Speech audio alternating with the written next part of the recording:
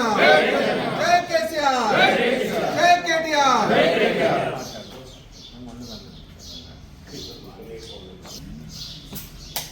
కేంద్ర హోం సహాయ మంత్రిగా ఉండుకుంటూ ఈ రోజున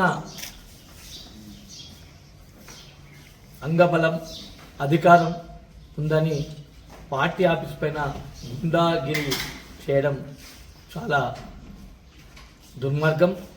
కాబట్టి కేంద్ర మంత్రిగా ఉన్న బండి సంజయ్ గారు మొన్నటి రోజున నువ్వు మాట్లాడిన మాటలు చూస్తుంటే రాష్ట్ర ప్రజలందరూ ఆ విధానము హిందుత్వం మాటలు చెప్పిన నువ్వే, హిందుత్వంతో గెలిచిన నువ్వే ఒక తండ్రి తల్లి గురించి యాడ్ చేసినావంటే ఎంత మూర్ఖత్వమో దీన్ని బట్టి మాకు అర్థమవుతుంది రాష్ట్ర ప్రజలకు.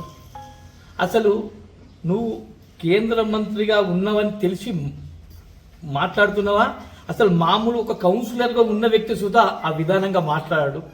అసలు నువ్వు చదువుకున్న చదువేంటిది, నువ్వు మాట్లాడిన భాష ఏంటిది అని చెప్పి కొంతమంది ఆలీలు అంటుంటే నాకే సిగ్గనిపిస్తుంది.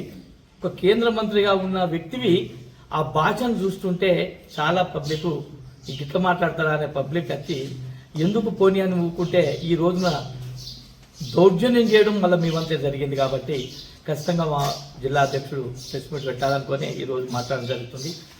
ఖచ్చితంగా నీ మాట విధానం, నీ ప్రవర్తన మార్చుకోకపోతే రానున్న రోజుల్లో రాజకీయానికే నువ్వు అనిపిట్టని చెప్పి మా పార్టీ పక్షాన హెచ్చరిస్తున్నాం. అంతేకాకుండా నువ్వు ఏ పేరుతోటి గెలిచినావు, నువ్వేం వర్కులు ఇవ్వలే, నువ్వేం నిధులు తీసుకురాలే, కేవలం ఒక పేరు చెప్పుకొని గెలిచిన వ్యక్తివి. కాబట్టి ఇప్పటికైనా నువ్వు రాజకీయంగా ఎదుర్కోవాలనుకుంటే మా కేటీఆర్ గారిని, నీకు దమ్ము ధైర్యం ఉంటే మా కేటీఆర్ గారు సిరిసిల్లలో నిలుచుండి నువ్వు మా సిరిసిల్లకి వచ్చి పోటీ చేయ ఎమ్మెల్యేగా, నీకు ధైర్యం ఉంటే దమ్ము ఉంటే అప్పుడు మా కేటీఆర్ గారి ధైర్యం ఏంటిది, దమ్మేంటిది, మా కేటీఆర్ ఏం చేసింది అనేది నీకు తెలుస్తుంది. కాబట్టి ఎక్కడనో ఏదో పేరు చెప్పుకొని గెలిచి గొప్పతనం కాదు. కేటీఆర్ని విమర్శిస్తున్నావు కాబట్టి కేటీఆర్ మీదనే రానున్న అసెంబ్లీలో పోటీ చేసి నువ్వు గెలిస్తే నువ్వు బండి సంజయ్ అని చెప్పి అనిపించుకుంటావు బిడ్డ. ఇటువంటి మాటలు మానుకొని ఇక ముందైనా కానీ అధికారం ఉందని, అండబలం ఉందని ఇటువంటి మాటలు మానుకోవాలి.